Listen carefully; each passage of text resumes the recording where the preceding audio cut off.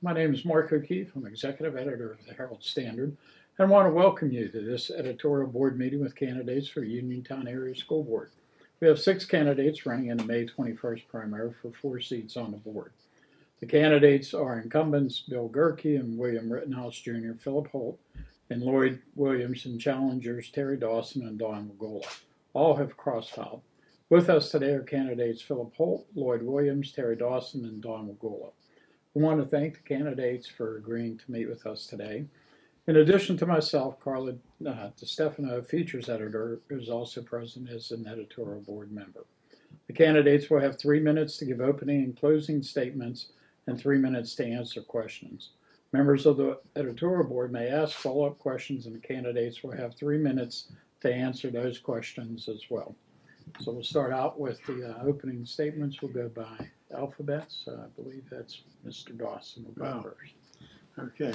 Well, thank you. My name is Terry Dawson, and I'm running for the Uniontown Area School Board. And I had served on the board before as an appointed member and didn't seek re-election. And I think that was because my grandchildren were pretty young then, and I wanted to spend time with the family, and the school district I didn't think would get my full attention. So now they're a little bit older. They're turning 5, or they are 5, and I'm thinking that I would like to put something back. I've spent almost 40 years in education, from being a speech therapist to a teacher to a building principal to a district office administrator. I work for the Department of Education out of Harrisburg right now. So I think I have a pretty deep understanding of the education process and kids learning and what things are best suited or conducive to education for kids. And there's a lot to the board. Boards are charged with developing policies and budgets, and with less and less resources coming from state and national sources, it's tougher. And I think that we really have to be financially prudent on how we spend taxpayers' money. It's more and more falling back to the local taxpayer. We're getting less and less support from, as I said, from the state and federal governments. And so we really, really need to be cautious. But we also need to meet the kids' needs, because with Keystone exams coming, the tests that kids have to take, the proficiency level that is getting raised as of 2014, that's supposed to be all kids would be proficient. They haven't reauthorized No Child Left Behind or IDEA. That's the Individuals with Disabilities Education Act.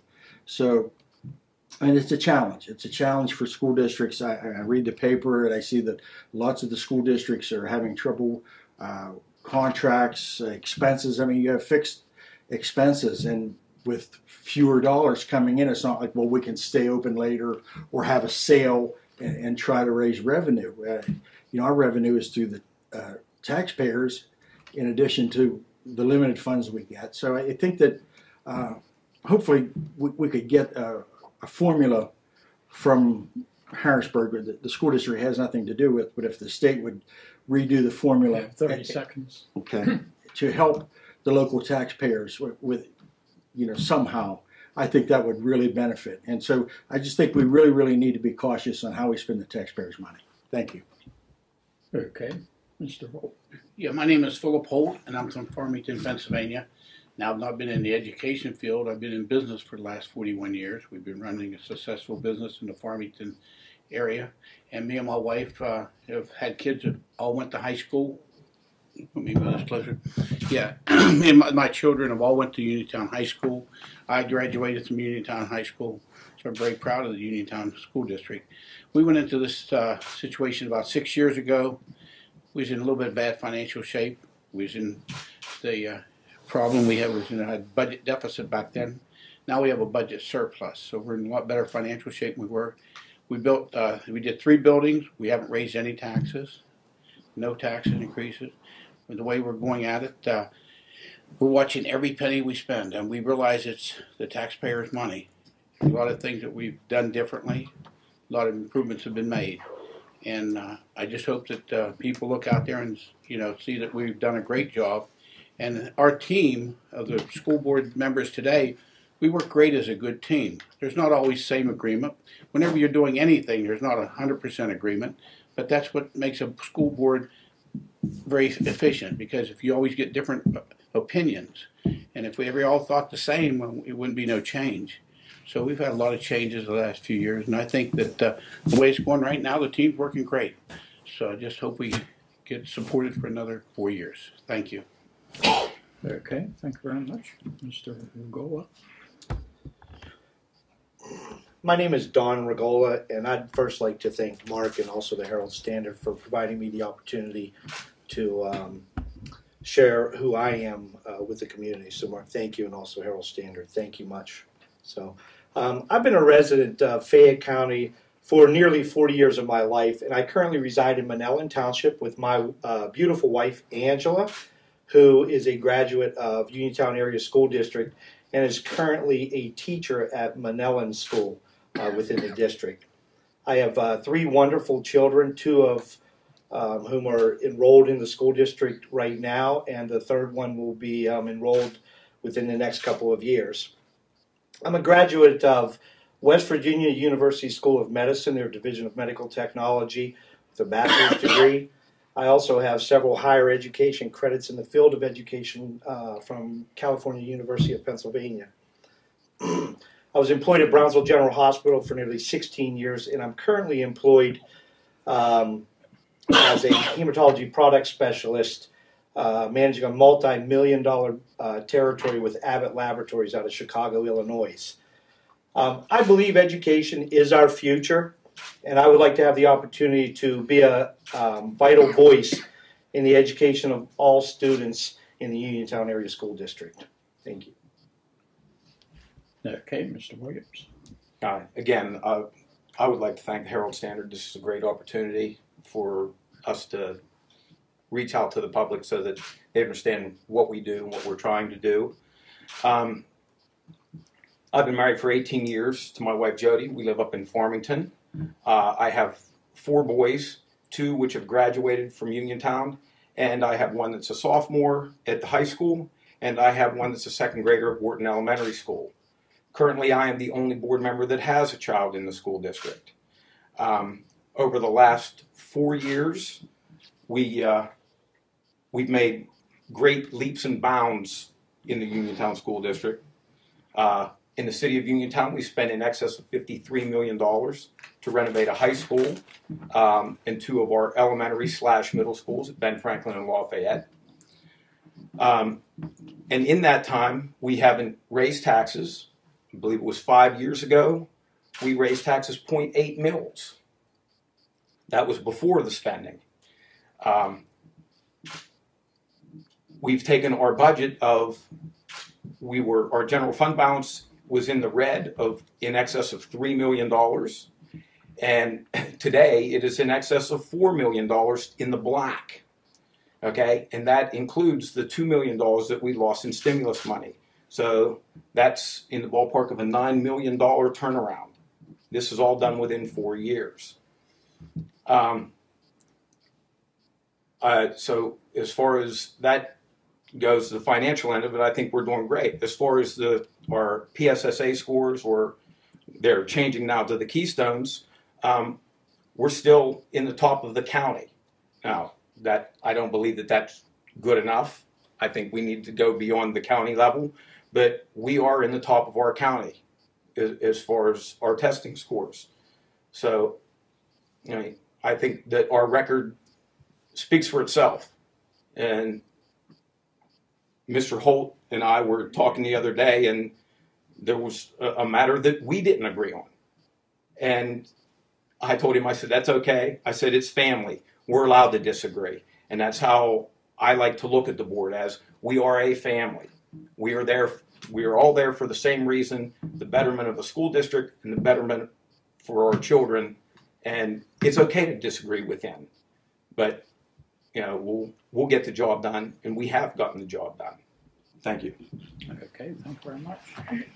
Okay, I'll take the first question. Uniontown Area School District failed to meet goals needed to make adequate yearly progress, also known as AYP, on the Pennsylvania System of School Assessment, PSSA testing for 2012, putting the district on a warning notice. The district will have to meet AYP for 2 consecutive years to move back on track and meet all measures by 2014. Are you concerned about the failure of students to reach these goals, and what should be done to put the district back on track? We'll start with Mr. Holt. Yes, I'm very concerned. I think education's been one of our biggest things that we need. Like I hire a lot of people, and we need somebody with a good education. And right now, a lot of times we've come up with some ideas. We're trying to get more. We have to have good attendance. If kids are missing school, they're not. And you miss one day. I'm telling you, when I went to school, I missed one day. I'm always behind, and that's another thing we've tried to take steps toward, getting the kids in school and going after them before we just, they just stay home and nobody did anything. So we need to get the attendance rate up, and that'll make it better. But yes, this is a major problem. I think Debbie and them are working towards it, but working towards it and getting it done is 2 different things. We have to get it done. Thank you. Okay, Mr. Willow. Can you repeat the question? Uniontown Area School District failed to meet goals needed to make adequate yearly progress on the Pennsylvania System of School Assessment testing for 2012, putting the district on a warning notice. The district will have to meet AYP for 2 consecutive years to move back on track and meet all the measures by 2014. Are you concerned about the failure of students to reach these goals, and what should be done to put the district back on track? Thanks. Absolutely concerned anytime there's a failure, regardless of what it is. When it comes into education, I think it's vital that you meet your AYP. With this, my understanding, again, I'm not internal at this point, things that I need to uncover is evaluate and look at the AYP and see what actually took place, what schools it was, what specific areas they failed at. With this, I think, again, we need to evaluate. I'm a team-oriented person, and I think teamwork and collaboration at all different levels within the school district, including our students even, could help out with these types of things. So I think it's just an evaluation process that I need to understand more thoroughly before I can voice exactly what I think we can change or do to help meet AYP. Thank you. Okay, Mr. Williams. Well, it's definitely a concern.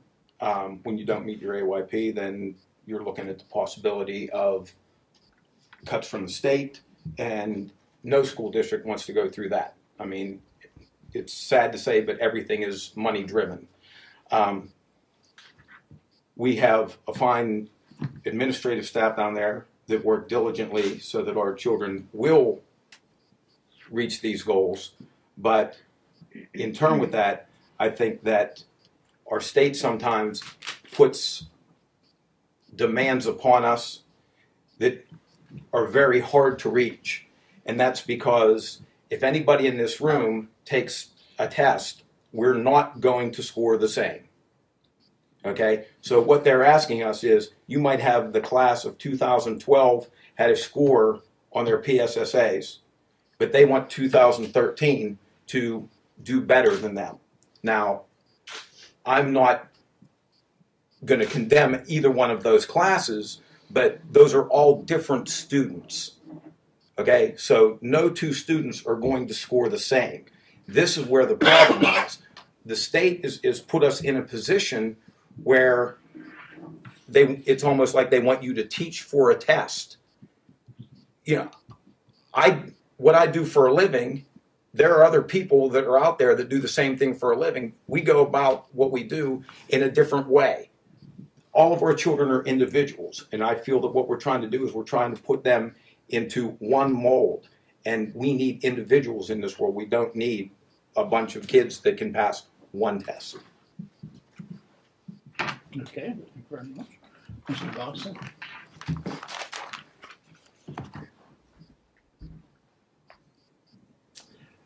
Yes, I'm concerned about the AYP results, and part of that is that the results keep getting raised by the state. And anytime you raise the bar of expectation, I think that's good. We want all kids to be able to read and write and do math. I mean, who can argue that that's not a good thing. But we have to think about the progress that has been made since we started. And are we heading in the right direction? Yes, we are. Do you think 2014 might be it is the cutoff, but I think that maybe it will take us a little bit longer to get there.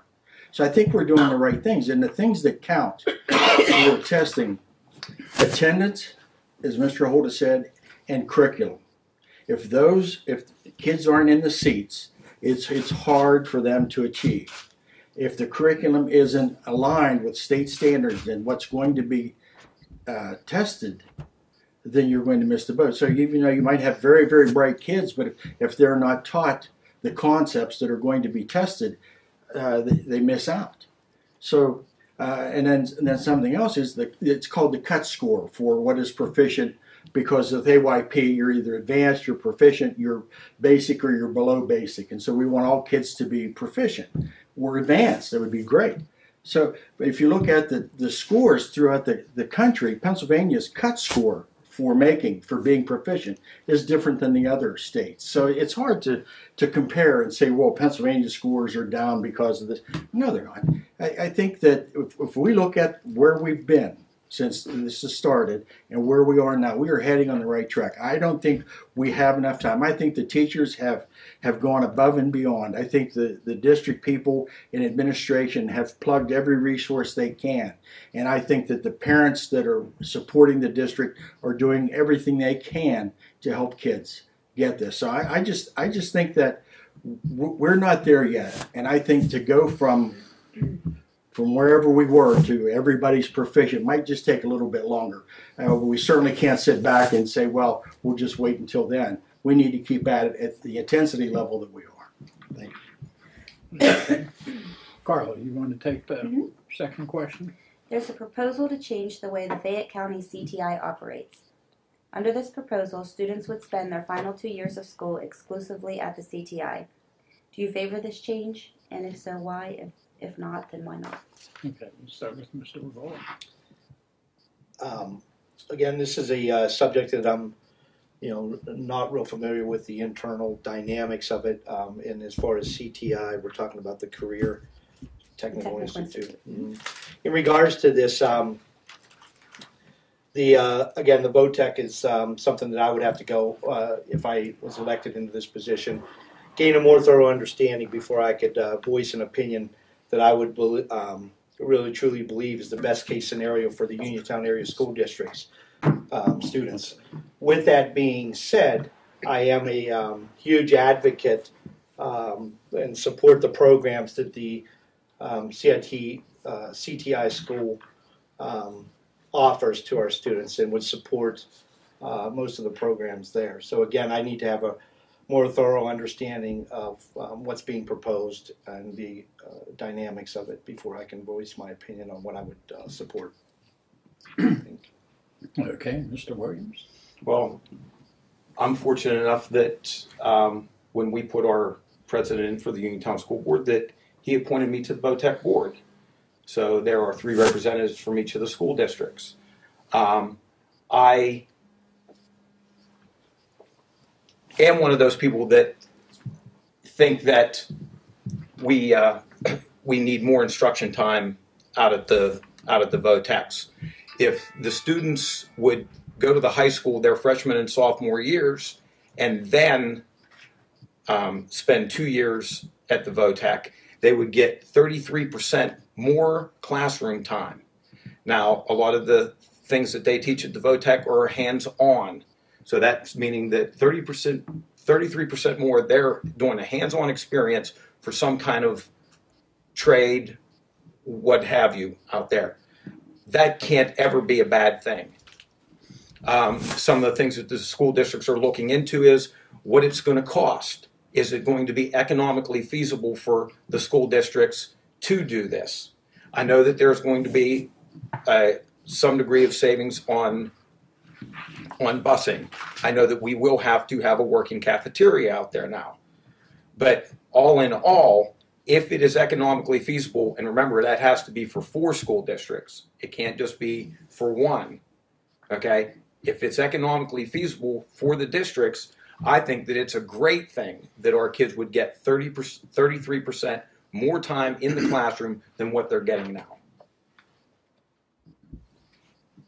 Okay, thank you very much. Mr. Dawson? Thank you. I think it's clear that anytime students get more classroom time, that has to be a good thing. So with the 2-year project, I'm not sure what it would look like, what it would cost us, what it would mean for achievement. Because if the kids, I don't think they're going to get just their trade skills the 2 years they're there. I think Pennsylvania School Code says you have to pass English and physical education every year. So, how will that be addressed? And what about the test scores? Because it used to be with a comprehensive technical school that the test scores would go to the technical school, but they've changed that. So the rules are that the test scores go back to the home school. So will that mean that you have fewer teachers back in the home districts, but you need new teachers at the VOTEC? I'm not sure. And how will we know? What will we use to measure that it's working, or it needs to be modified, or something needs to be adjusted? I think it's certainly worth looking at because of as Mr. Lloyd says, with the savings in busing and the increased class time. Those are two very, very positive things. But I think we need to really look into it deeply and see what is it that we really want it to do, and how will we know if it's done it? And if it doesn't, then what will we do? Thank you. Okay. Mr. Holt? Yes. I'm big, I'll turn this for us, okay. Yeah, I support the Career and Technical Institute very much. I think it's because basically the people I hire in my business is the type of people I need. I need auto mechanics, I need diesel mechanics, I need truck drivers. Now they're even doing a program where they're teaching the students how to do state inspection for vehicles. Something that really is going to be beneficial to me. And when I'm hiring them, I've hired several other people from the tech school. They're very, very intelligent students, very intelligent. But what I've seen is a lack of time being able to work on projects. We go into a schoolroom and we're going to let's take the diesel part of the thing. We're going to take a transmission apart. Well, they'll take apart the transmission. You only got 3 hours to work on it in the morning, and then the next group comes in, and you can have to leave that transmission. There's no way you can do that. You need the whole day, and you need a whole semester of being there. The first day, they take it apart. The next day, they start showing the parts, the gears, and all that stuff. Next day, you put it together. You can't bring other students in and try to teach this. These students need more time at the technical, and that's been my complaint all along. They went to this half a day. I said, I'll go with it and see if it works. And you know what? I don't think it works. That's my opinion. But I'm not going to say Mr. Jeffries, he's doing a fantastic job out there. That school is one of the best kept schools in the country for the age of it. I wanted to go, be truthful, I wanted to go beyond what we did there and do a little bit more. I felt that we're letting our people at the technical side of our district go, because we need people that can do plumbing, can do HVAC. We need people that come in and fix wiring in your house. These are people that me and you need every day. You try to find somebody that's young, and which you want to bring somebody in young because you want to put a lot of time into somebody and get them up in good wages. A good mechanic, $50,000 to $60,000 a year isn't unheard of, or beyond that. We're talking big buck jobs. But we have to give them the time and train them. We can't go out there and fill these kids with ideas that you're going to make this much and you only got 3 hours of instruction time there a day. Let's get them trained. Where we can, get them out. There's a lot of people in this area that have left out at the technical school and have fantastic jobs in this area. And they're making good money. So, yes, I'm a supporter of the tech school, the VOTEC school, the technical school out there. And everything that's been doing has been great. But I do think that we need to be there a whole day. And we do need to worry about the comprehensive part of it too. We have to worry that these kids are able to fill out an application, able to give, somebody, their work history and fill out applications and stuff. That's part of the stuff we have to learn to do also. But we also need to teach the guys a skill that they can leave there and be able to do it. Thank you so much. Okay, thank you. Okay, we'll move on to the third question. A number of school district officials are upset with the funding of cyber schools. What changes, if any, would you like to see happen? And overall, do you see cyber schools as being positive or negative? Start with Mr. Williams. Well, cyber schools are expensive, and they do cost the district additional funds. Some of the things that go on with cyber schools are that the diploma that you get, there is a 1 and a 2.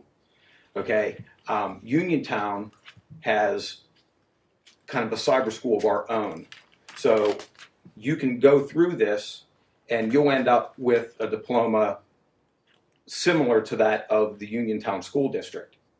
Now, what that does is, when you go into a college, say you want to go into a college, they might look at your high school education diploma and compare it to, we'll say, a GED or something like that, where the one from our high school and from our cyber school might carry a little more weight.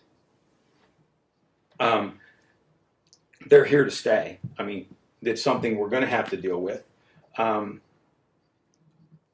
Personally, for my children, it's not a choice that I would make as a parent, but again, that's a parenting issue. I think that nothing replaces interaction with other children your own age or adults your own age. You know, you have to have peers. So, I mean, it is what it is. We're going to have it. We have to deal with it. But we're moving in the right direction at Uniontown with the way we have this set up with our own that give those people the opportunity to get a diploma equivalent to a Uniontown high school diploma as compared to just off somewhere. So, thank you. Okay, thank you very much. Okay, Mr. Dawson. Thank you.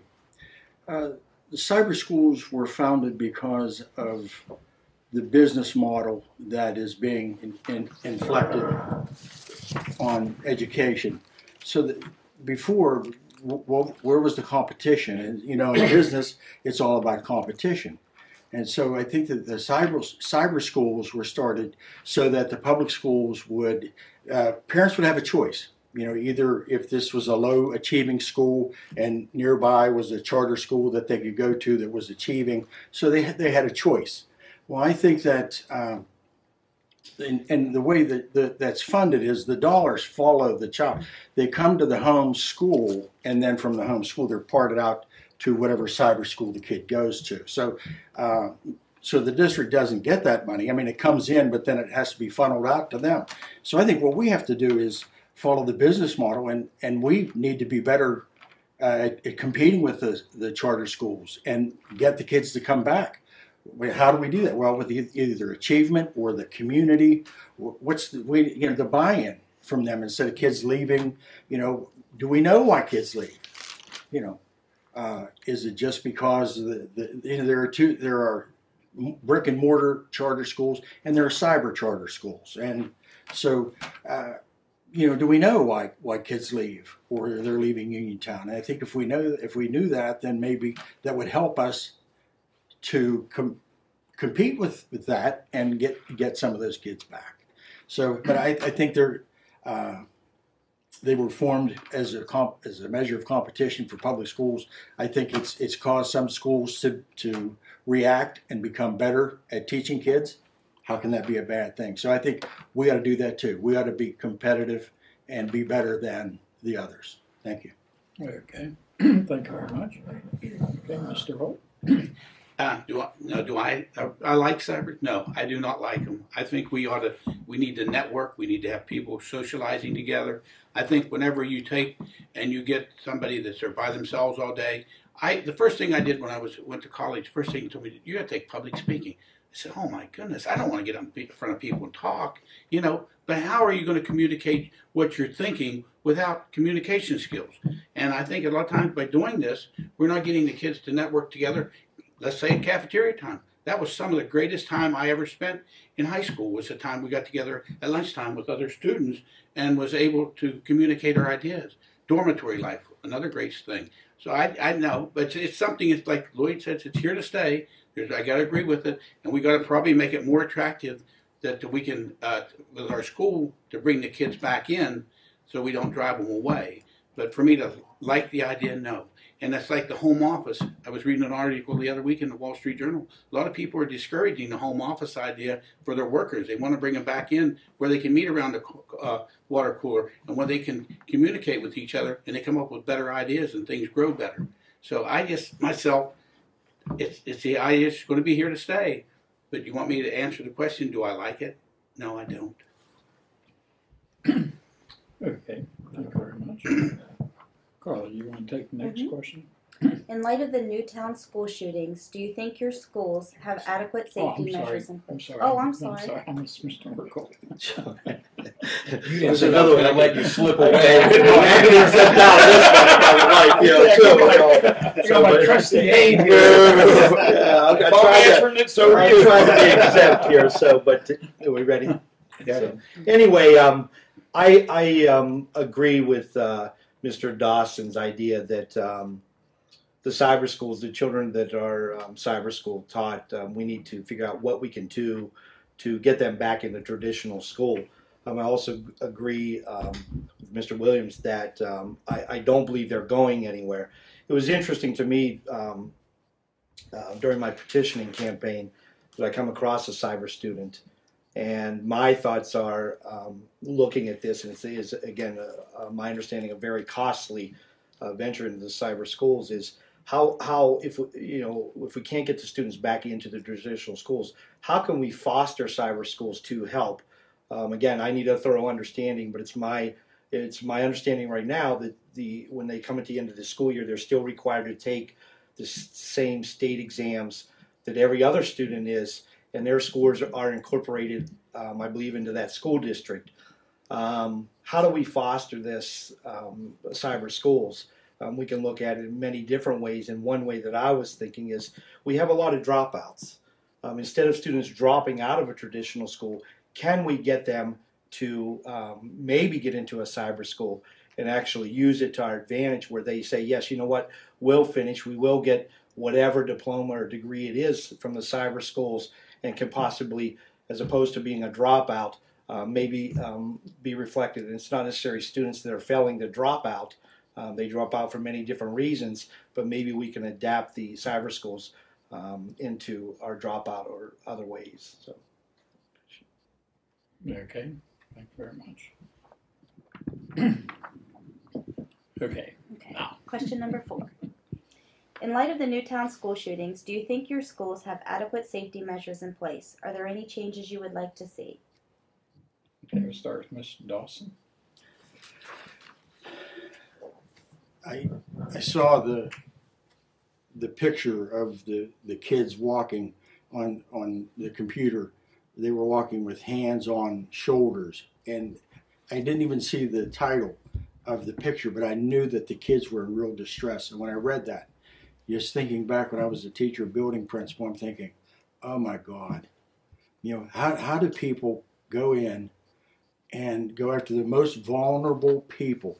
Schools weren't made to keep people out. Are our schools safe enough? I don't think any place is safe enough. I think we need to have security. We have a resource police officer at the high school with the dog. Is that correct? That's right. With the dog. And I think that would be a deterrent, well, at least to, I don't know how to judge it, because I'm a reasonable person, and I can't comprehend on how you would go in and hurt 6-year-old kids. I can't fathom that. So I think that if we could find some way to have the security or to keep people out, and we've renovated buildings, we've spent a lot of money on that, and I think that we have security in the building. I don't believe they're armed. And I think that, arming someone, I think without that, police training, I don't know. I just thought that at Uniontown High School that day, that the outcome would have been better because of the dog and the officer with the sidearm. And I just believe that our schools need to be safer. We need to look at it somehow. And you know, if I knew the answer, I'd be making a fortune going around the country. But I don't think any place is safe enough now. Okay, Mr. Holt. Yeah, this shooting is really something that, man, I've stayed awake at night thinking, what should we do? Like Terry said, I mean, should we put more guns in the school? But then are we going to cause a problem there when we have people that are trained actually in a correct way to handle a gun? And then you cause another problem. It's something that bothered me. I told somebody if we had $1 million extra or more just to spend on security right now, I'd like to do it. I mean, it's just something that worries me about the kids. I mean, I have grandkids in school, and I'm thinking, you know, what would I do? I don't know how those people in Newtown felt because I never had nothing that horrible happen to me, and I just can't fathom it, you know. So I myself feel that, yes, we need to do more, but what can we do in a correct way to do it the right way? You know what I mean? I mean, we just start doing stuff and we might just, like this boy, he went up to the door and he just shot his way through the door that was locked. I mean, how are you going to protect something like that? It's just, you know, it's tough. And like a dog in every school, yes, I agree, that might be a good help, you know what I mean? Somebody, but I don't know. My answer is, right now, I wish I could do more, but I just don't know where to spend the money to put it in the right place. Thank you. Okay, thank you. Mr. Boyle. So I believe that when the parent is sending their students to a school, that they expect that they're going to be safe and in a healthy learning environment. And I think it's our duties to provide that to our students. In regards to the security of schools, I definitely think that it's something that needs to be addressed. And if I was elected on the board, I would definitely be an advocate to push for safer buildings. I'm speaking on my experiences within schools at Uniontown School District. I think we could start at the simple things. It's very costly again, and to go around and put, you know, say $1 million into security maybe is something that we can't do today. However, I think we need to go back to the basics to make sure that what's in place now is being implemented in its fullest capacity. I recently went into one of the buildings and walked through a metal detector, and the alarm went off, and I was told just to go ahead because it alarms all the time. This is alarming to me as a parent of children that are going to Uniontown schools. And again, I think that we can start, and it doesn't take money to put into place or to implement what we have in place, and start there before we go above and beyond. But I definitely believe that we need to provide a safe environment for our children, and I am a huge advocate to push for security within the school buildings. Thank you. Okay, thank you very much, Mr. Williams. Yeah, I have students here. I mean, 2 of my children go to the Uniontown School District, and there's nothing more that I want than to know that they are safe day after day. You know, that you're going to have your arguments with other students, things like that. That's part of growing up. But as far as a madman coming in and decide they're going to shoot up a building, you know, no parent wants to even think about that.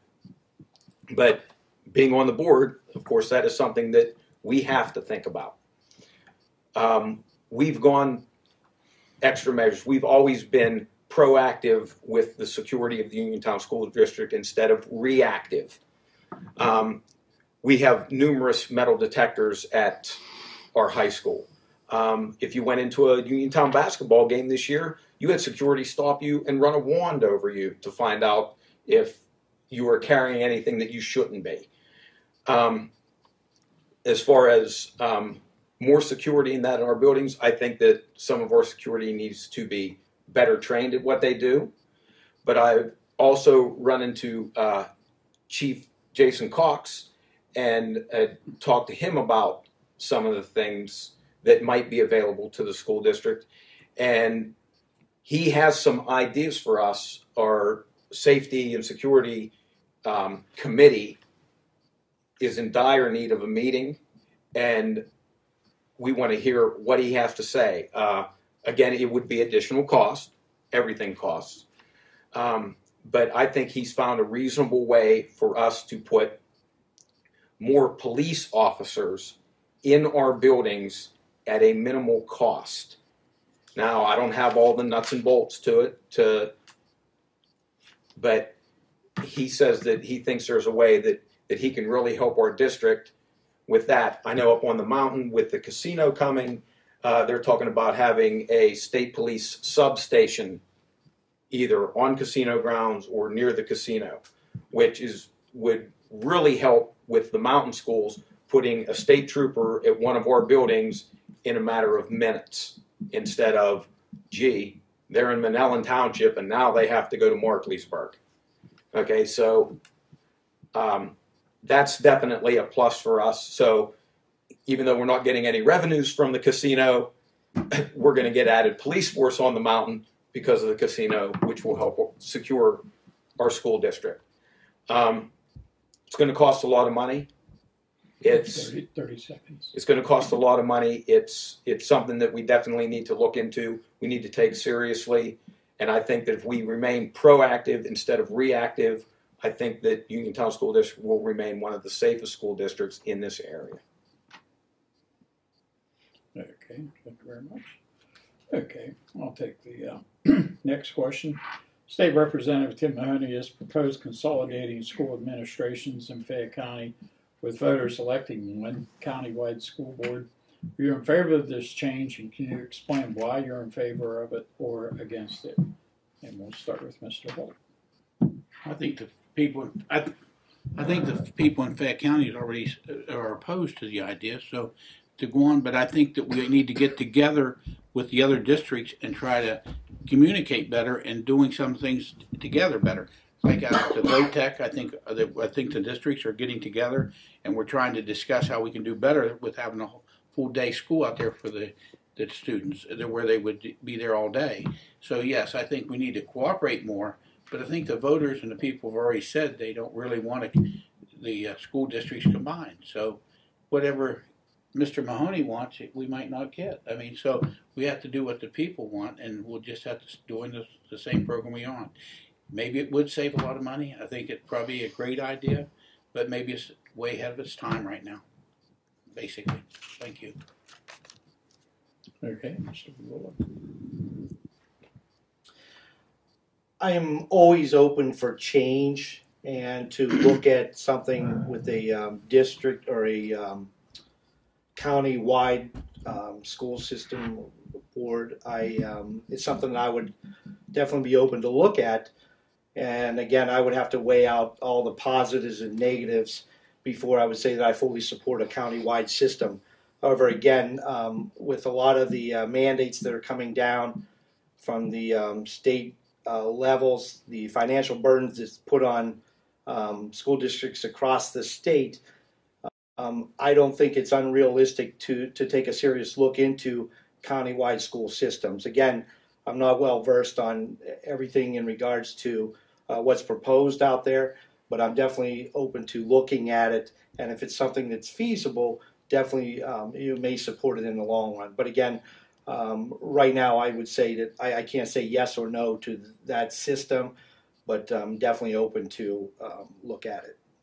Thank you. Okay, thank you. Mr. Williams? Yeah, I agree with Mr. Holt. I think the public has spoken, and this is not something that the general public wants to deal with right now in Fayette County. We do go through the IU, the intermediate unit, to do some purchasing and things that is a lot more than just a county-wide system. We go into Westmoreland, Greene, Washington, where we can buy things at a cheaper cost because we're buying in mass, okay, and then they split it out. I think that that's where this county school system thing is being based on. if you do things together, you can get things done at a cheaper cost. So we are doing a lot of that through the IU. I don't see the great savings as far as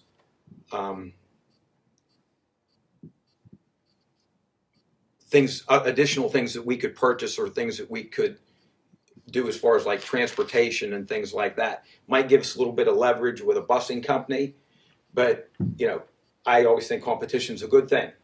So if we would say go with one big busing company that would take care of everybody, you're going to put the other companies out of business. Therefore, there's no competition. Okay, so 5 years into, when everybody else is out of business, they can charge you what they want. We have to get our kids to school. So I'm not in favor of it. I think that we do a nice job.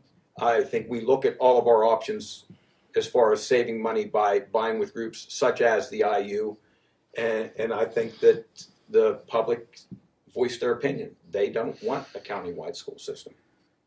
Thank you. Okay, thank you very much. Mr. Dawson. Thank you. I'm not sure that the consolidation would be a really good thing for Uniontown. I think we've already kind of consolidated. We have a superintendent that works for free. What do we have? One or two other people that work in the central office, and then we have a principal or that they share buildings. I don't think we have someone in just each building. So I don't think that there's much to consolidate. That the fat's there to trim from our budget. I think that Uniontown has done a pretty good job. Another thing I would be concerned about that is how would that affect taxpayers if we consolidate? So how do we distribute the debt from the school districts? Because we just renovated. I think we did a great job renovating our buildings. Laurel Highlands is going through the process. Connellsville's in the process. I don't know about Brownsville, but what about that debt? So how does that get passed along to the, will it stay local? And the other big concern I have about that is I think there's less representation for taxpayers with the county school board, because then you have 9, 15, I don't know how many, but you have 9 people at each school district, and folks talk to you when you're on the board. So I think that's just better representation for the county. I don't think it's too many. It's not like the Congress or the General Assembly where folks are getting paid to do that. I just think that it's good representation per taxpayer. Those are my thoughts. Thank you. Okay, thank you very much. Okay, Carla, anything for the next question? The Fraser School District remains the only school district in Fayette County with an anti-nepotism policy. Would you like to see one in place for the Uniontown Area School District? Can you explain why you're in favor of it or against it? Mr. Cole. Sure. I believe that in any profession, in education as well, that you should hire the person that is most qualified for that position, regardless of their relationship to anybody involved in the system.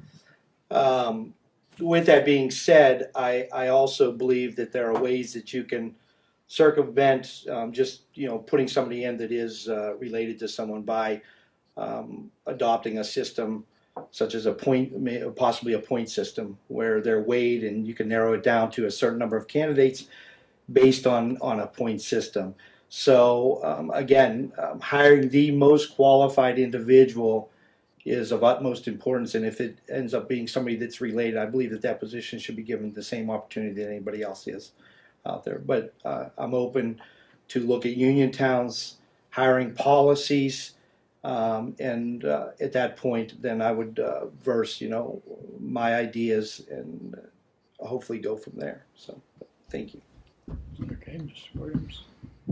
Well, the state already has rules when it comes to hiring relatives. If it is a relative of a board member, the board member must abstain from that vote.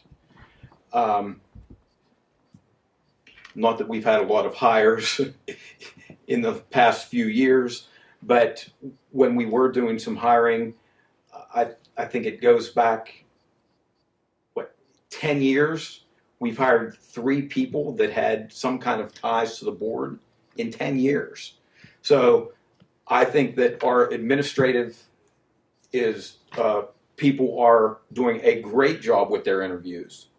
And they bring us a so-called scorecard so that, and we do ask questions, why do you recommend this person? Why don't you recommend this other person?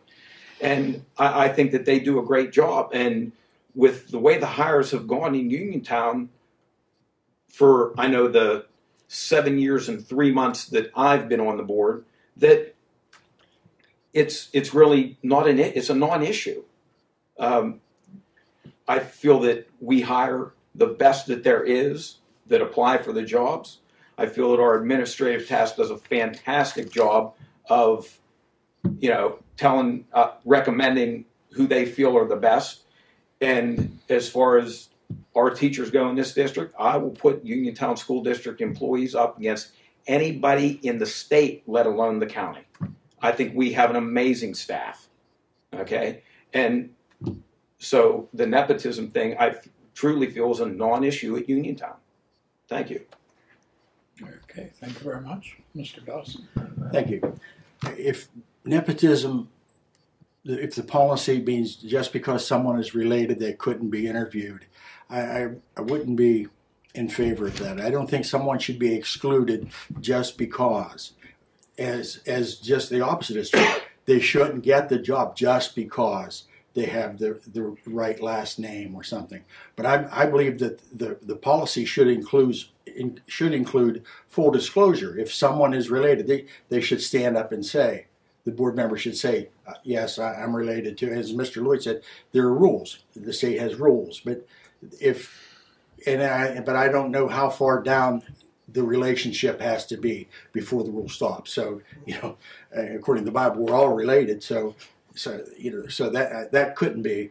But I think that also, if someone is contacted by someone, if a board member is contacted by someone, I think that should be disclosed too.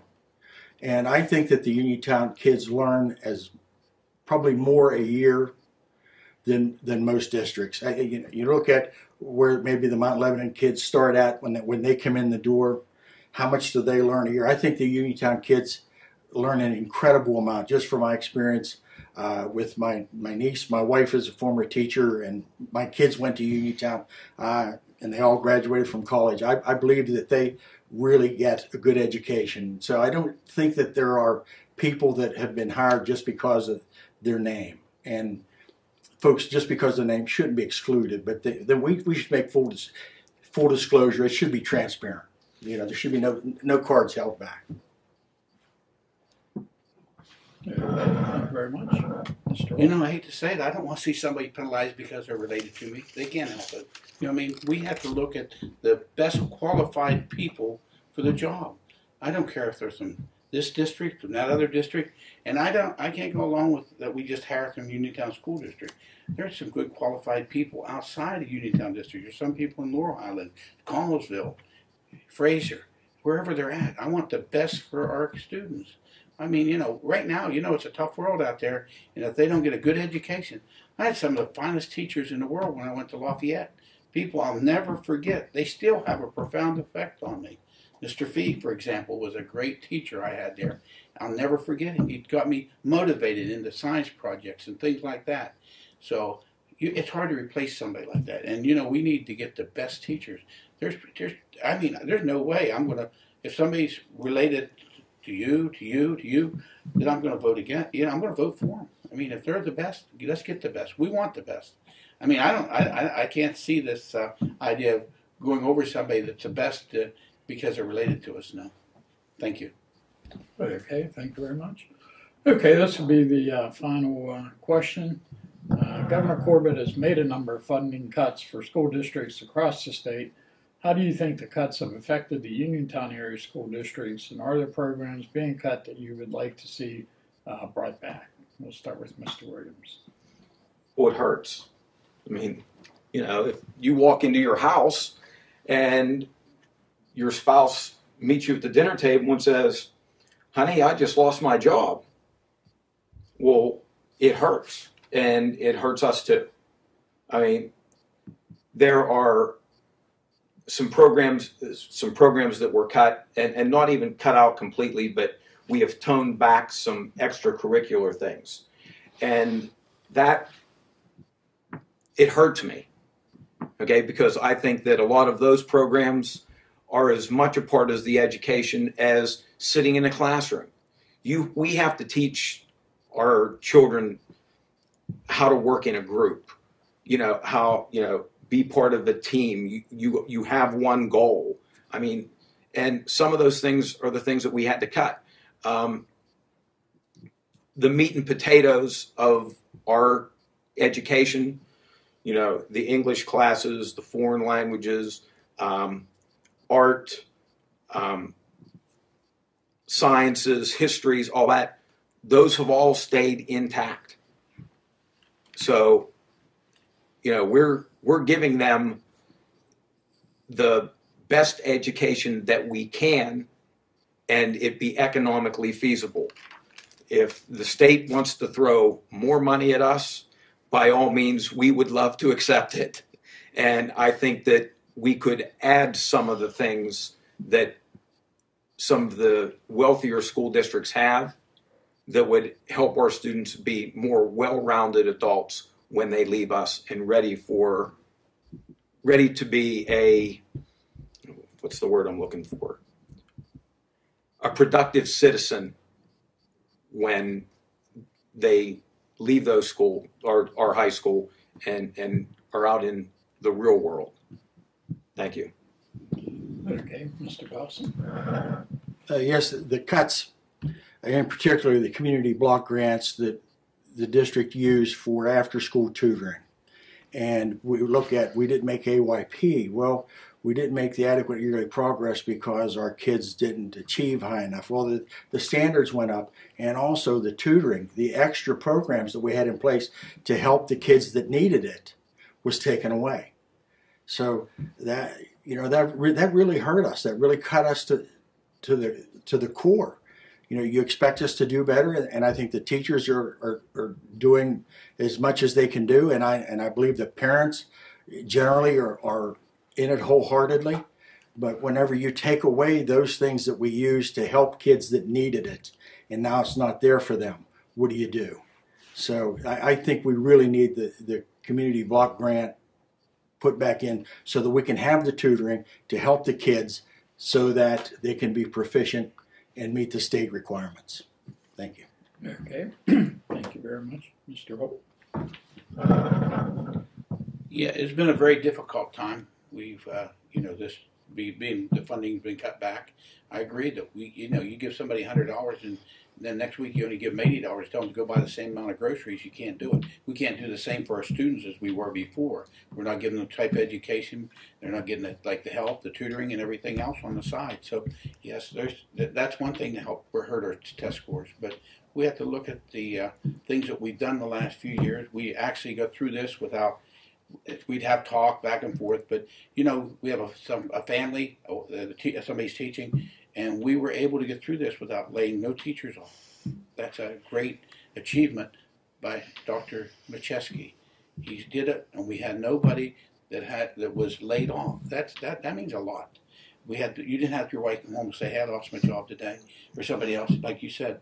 And that to me, we're dealing with people's livelihoods, and that was really a bad time, and it still is. You know what I mean? So it's something we want to watch, and I really I have to agree. I don't really want to accept another school district's debt when we've got ourselves in pretty good shape. So we want to just stay on the thing we are. But yes, I'd like to see more money for funding and more for the block grant. Thank you. Okay, Mr. Regola. Sure. Anytime funding's cut, regardless of whatever aspect it is in our lives, it negatively impacts what we do on a daily basis. And as a board member, I believe it's my duty or our duty as a team to work together and figure out what we need to do, and obviously have suggestions and ideas that will be the best for the students in the long run. I think that with the cuts in funding, the programs that have been eliminated. I personally have seen it with my child having a physical education teacher removed from the classroom. How does that negatively impact those students? I would like to better understand it again, and I'm a person that believes that we shouldn't take things out of our that are already in place, and we need to come up with ideas, creative ideas, to get around the cuts in funding, however that may be. So I think we need to come up with external, different creative ideas for external funding. Maybe we can have partnerships with others that can supplement the monies that are lost. So I'm open to work with the board to come up with these ideas to see what we can do to ultimately have a positive impact on our students' learning. Okay, thank you very much. Okay, that concludes the questions. Now we'll give each of the candidates 3 minutes to make a closing statement. You can say whatever you want to say in your 3 minutes, and we'll start with Mr. Dawson. Thank you, and I did not give the Herald-Standard the thank you for the opportunity to come and to express my concerns and to reach out to the public, and I would like to do that. I apologize for my oversight.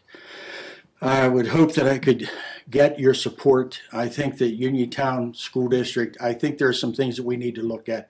I think that one of the things that we really, that I would push for is we're going to have some money left over in the contingency fund from the buildings. And I believe that the one building that we haven't touched for a long time is A.J. McMullen. And I think that it really is in need of some upgrades. And that would be part of the contingency money that was set aside for other building projects that wasn't spent. So that wouldn't be a taxpayer thing. Another thing I would be pushing for is we've heard tonight that we went from being, so far in the hole to, $6 million surplus. Well, I think it's time. We're not Apple, we're not Exxon, we don't have we do have shareholders. They pay the bills. Well, I think it's time for the school district to say, folks, you've done what you've needed to do. We're going to give some back. And I don't think just not raise taxes is good enough.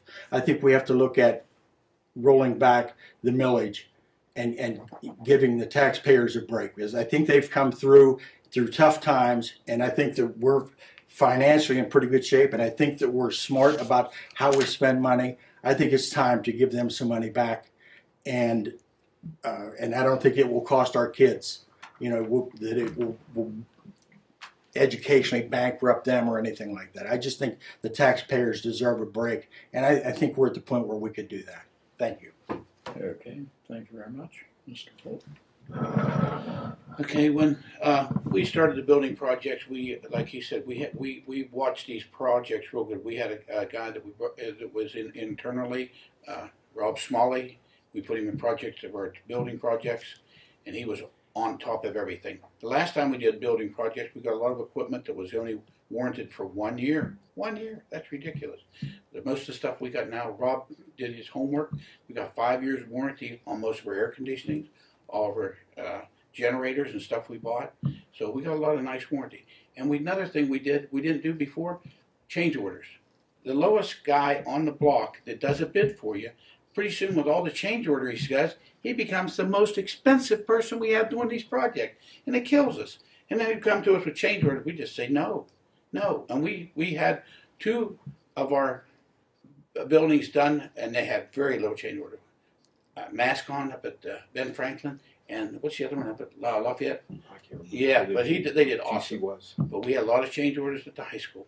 It really haunted us. We had a lot of things that went wrong there.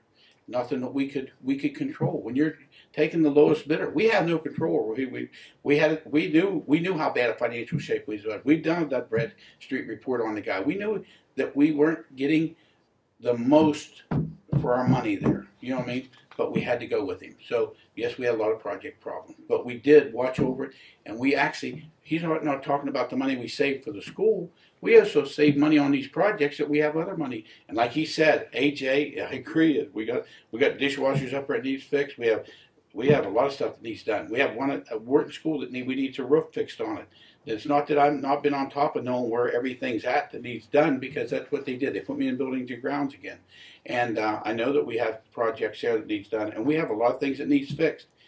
And I really do believe that we're going to have enough money to do this. But I agree, I'd like to give the taxpayers back something, but then on the other hand, I got to look forward for the teachers that's going to retire. We have a pension fund that's underfunded. So what are we going to do? I don't know what to do. I give it back today, but I take it back tomorrow. So you know, like an Indian giver. I don't know what to do. It's something, and I have to agree. The taxpayers have been burned enough, but we've kept everything straight so far. And we have to look that our down the road for our teachers' retirement, that we have the money put back for that too. So it's a dilemma. And I just hope that our team has really worked together good. Even though we don't always agree. We disagree so much you wouldn't believe it. It's just but when we come out, we always have a goal, and it works out great. But that's what makes a board wonderful. It's a disagreement. You get other opinions. Not everybody that works together is always going to agree. And if they do, you got something wrong. So this works out great. And our team has worked together good, and we got a lot of stuff accomplished. And we really appreciate that the voters have voted us in. And I need to thank you so much for inviting us out today to come out, to get our opinions out there so that other people know. And we apologize for that at the first of the program. Thank you so much. Okay, thank you. Mr. Regola. I'm running for Uniontown Area School Board because I want to be part of the creating a long-term vision that provides our students with the most opportunities to make them successful in their future, while at the same time being fiscally responsible when we do it. Taxpayers are at the end of this, so we want to make sure that we are fiscally responsible, spending the taxpayers' money in a responsible way. I believe in a team approach. I'm very team-oriented, and I'll work with the other members of the school board on a regular basis to be sure we're developing and implementing policy that supports our vision and also provides the necessary tools and resources to be effective when implementing those policies. School boards are generally composed of a diverse group of individuals each one of them has a different skill set.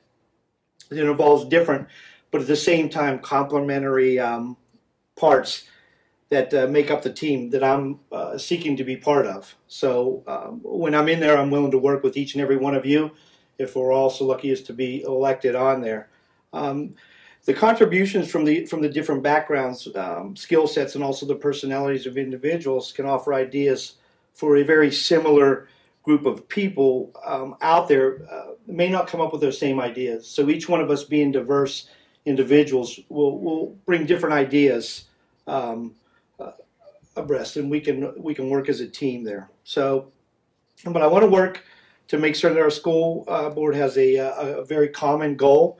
I believe the school board, school board team, should be put together for a sole and clear purpose of accomplishing something that, as individuals, the teammates would struggle to achieve on their own.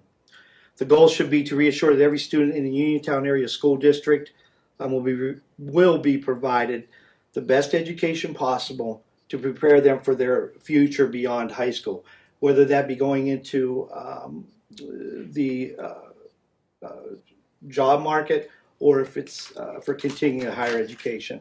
I ask you I'm asking for your support to be a part of this team. Thank you. Okay, thank you very much. Mr. Williams. Yes, I'd like to thank the Herald-Standard again for giving us this opportunity so the public knows our views and opinions on some of the challenges that our district faces. I think, again, our record stands for itself. I mean, this board has had a $9 million turnaround in I'd say about 4 years. Our scores are, again, one of the top in the county. We provide our children with the best education that we can give them. Our staff and administrators are, I think, comparable to none. Now, that's my opinion, but I think that we have the best that we can have. They do a terrific job with our kids, and if reelected, I will continue to do the things that I've done since day one. I attend as many functions as I possibly can. I'm a school board member that's seen. I was at the open house. I go to basketball games. I have to go to football games. My son plays football. But I just left a baseball game. I think that it's a great thing that when our students can see board members and their parents can see board members. I was asked at the open house, well, why are you here? My answer was, I'm one of the guys that spent $53 million. If you have a question, I think you should be able to ask me. You know, a principal doesn't know why I spent $53 million. Okay? That's my job. So even though it's on a volunteer basis, I think that this is one of the most serious things that I've ever done in my life. I think it's one of the most rewarding things that I've done in my life. So I just hope the people of the Uniontown School District will continue to give me their support, and that I will do the best job that I possibly can for them in the next 4 years if they see reason to elect me one more time. Thank you very much. Okay, once again, we want to thank the candidates, Mr. Dawson, Mr. Holt, Mr. McGowan, Mr. Williams, for agreeing to meet with us here today. And I want to thank you out there for watching. We'll see you later.